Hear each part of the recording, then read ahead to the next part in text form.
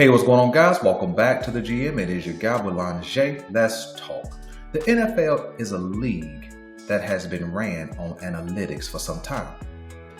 Whether it's betting favorites, fantasy starts versus who you're going to sit, whether to go for it on fourth down, the probability of hitting a 50-yard field goal, all of those things are analytics based, and there's deeper analytics than that. And John Harbaugh has tried to be at the forefront of said analytics. But there is a number, a statistic, an analytic that the Baltimore Ravens obviously ignored when it came to one, Lamar Jackson. And that number, that statistic, that analytic was that this injury that he's now suffering from was very predictable. And if it was very predictable, then the Ravens could have set themselves up to protect their franchise quarterback, which would ultimately protect them as a franchise when it comes to wins and losses this season. You see, I did a video about 2 seasons ago, and we looked back on should Lamar Jackson continue to run the ball at such a high level. That was at the end of the Greg Roman system and the start of the Todd Monken system. And I pointed to a few things that some people have made mention of, and that was the 2021 season when Lamar Jackson was sacked by the Pittsburgh Steelers 7 times. And when he was sacked this season by the Detroit Lions, many people reflected on that game. And I think the point of reference was Lamar Jackson has not been sacked this many times since 2021. Reference week 13 versus Pittsburgh. Now, why is this point of reference important, and what analytic or statistic did the Baltimore Ravens miss? Well, the statistical analytic that they missed was when Lamar Jackson has a high volume of hits on his body. Twofold, to start a season, but specifically in one game, history will tell you that an injury to Lamar Jackson specifically is coming. But in case we forgot the Pittsburgh game, let's take a quick look.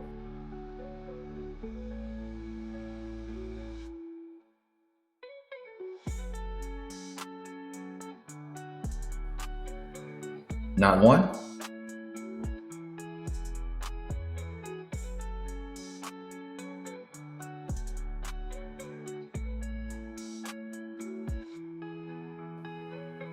not 2,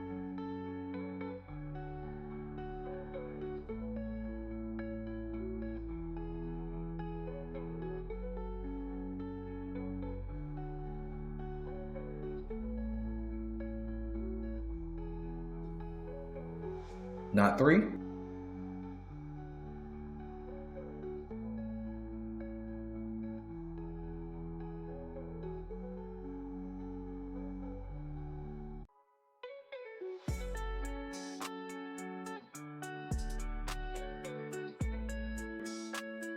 not 4,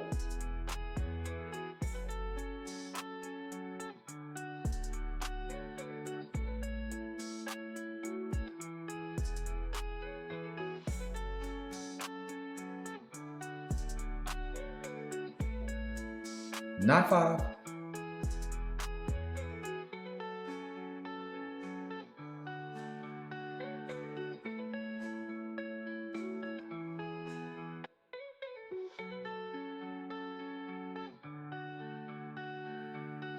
not 6,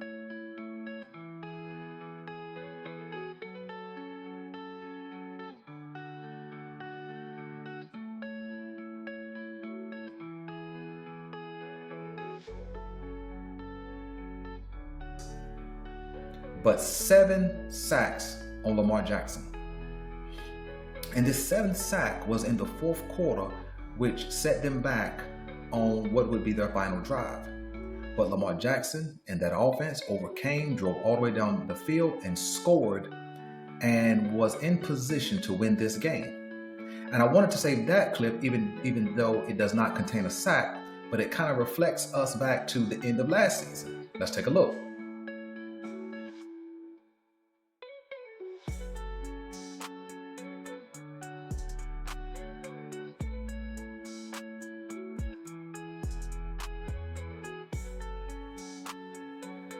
Yep. Lamar Jackson tried to go to Mark Andrews on a 2-point conversion that was failed. Game over. You see, many people say that history repeats itself. I don't know if it repeats itself as much as it plays a very similar tune over and over again. And that's what it has been for Lamar Jackson and the Baltimore Ravens. And so let's get back to the sacks. So Lamar Jackson was sacked 7 times. The very next game, which would be versus Kansas City, he leaves the game with a hamstring injury. Well, when he was sacked 7 times by the Pittsburgh Steelers, the very next game, after throwing only 4 passes and getting sacked once, he was out of that game as well with an injury. And that's the season that he missed the remainder of that season. And that 2021 season in particular, the Baltimore Ravens wasn't really a great team. But Lamar Jackson, some kind of way, had put the Baltimore Ravens on his back and had led them to an 8-3 record, not just at the top of the AFC North, but at the top of the entire AFC at the time that he went down. Now, could this just be a one-off?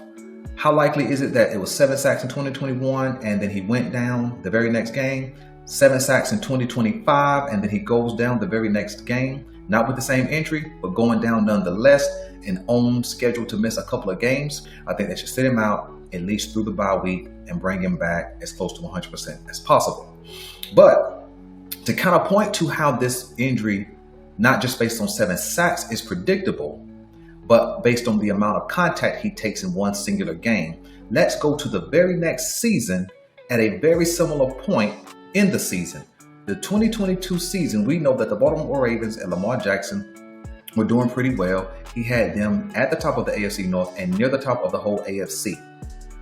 And no, when he went down against Denver, he didn't get sacked 7 times. He went down early in that game and missed the rest of that season as well. Now, what's the similarity if there was no 7 sacks? And there was no 7 sacks the week before against Jacksonville. You're right, there was no 7 sacks against Jacksonville. But if you go back and pull the game film, you go back and pull the statistics from that game, Lamar Jackson threw it for over 30 times. Okay? He only was sacked once. All right? So that's one hit that we know of. And if he threw it over 30 times, let's say he took another 6 or 7 hits, whether it was pushdowns, knockdowns, tripped and fell down, right? So let's say 7 from the pass game alone. 1 sack, 6 or 7 hits, knockdowns, pushdowns, okay? So that's 7 to 8 contacts. That game in particular, Lamar Jackson was the leading rusher for the Baltimore Ravens, carrying the ball 14 times, which made an opportunity to take on more contact as much as 14 times. Now, let's say he got out of bounds 4 times with no contact. That 10 that he took on a hit, whether he was sliding down, knocked down, pushed down, plus the 7 or 8 other hits, means he was contacted 17 up to 18 times, which is probably more like 20 times. The very next game, that was the Jacksonville game that I'm speaking of. The very next week in the first quarter, 1 sack, he's gone for good. You see, what this shows is that when Lamar Jackson takes on a high volume of hits in one game, it increases the likelihood that an injury, whether it's in the next game or not, is coming very soon. Now, let's give you some more symmetry.